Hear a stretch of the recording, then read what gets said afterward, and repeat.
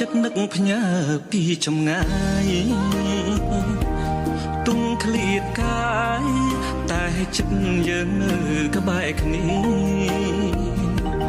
សន្យាស្នេហ៍មើលថែស្នេហ៍គ្រប់វេលា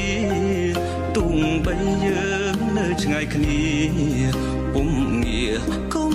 ភ្លេចបងណានឹក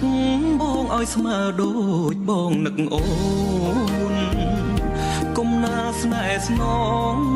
សូមគុំបែកចិត្តស្នេហាក្តីសង្ឃឹមទុកចិត្តលើស្រងជីវ៉ាមនុស្សម្នាក់ដែលបងប្រាថ្នាគឺជារូបអូននឹងហើយសង្ឃឹមថាអូនរក្សាចិត្តស្មងឲ្យបងទាំងអស់មិនចែកអ្នកណាផ្សេងឡើយ